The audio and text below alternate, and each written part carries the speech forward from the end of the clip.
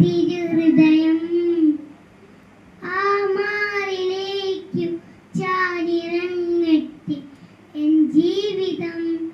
അതെ, ജൂൺ മാസം ഈശോയുടെ തിരുഹൃദയ ഭക്തിക്ക് വേണ്ടി പ്രത്യേകം മാറ്റി വെച്ചിരിക്കുന്നതാണ്.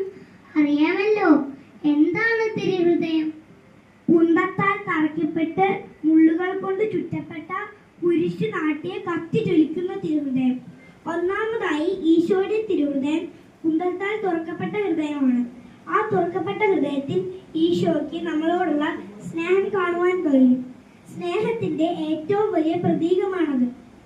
രണ്ടാമതായി ഈശോയുടെ തിരുഹൃദയത്തെ ചുറ്റി നിൽക്കുന്ന മുള്ളുകൾ ഈശോയുടെ തിരുഹൃദയത്തെ വേദനിപ്പിക്കാൻ കാരണമാകുന്നു.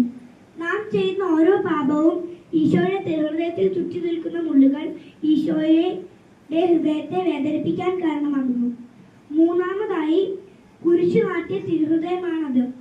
നമുക്കെല്ലാവർക്കും വേണ്ടി ജീവൻ ബലികഴിച്ച സ്നേഹത്തിന്റെ പ്രതീകം. അവസാനമായി ജ്വലിക്കുന്ന തീനാളങ്ങളുടെ പ്രതീകമാണത്.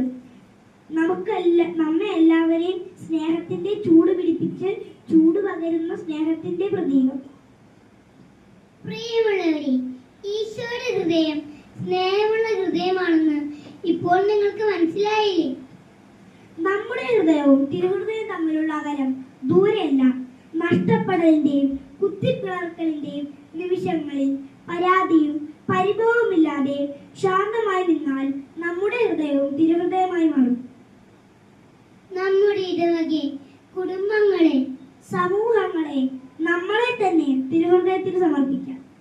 തിരുഹൃദയമേ, നിന്നെ തണലിനാൽ എന്നും വളരുമി പൈതങ്ങളെ വീഴാതെ നീ എന്നും കാക്കണേ.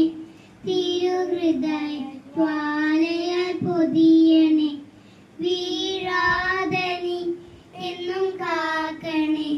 തിരുഹൃദയ ജ്വാലയാൽ പൊതിയണേ.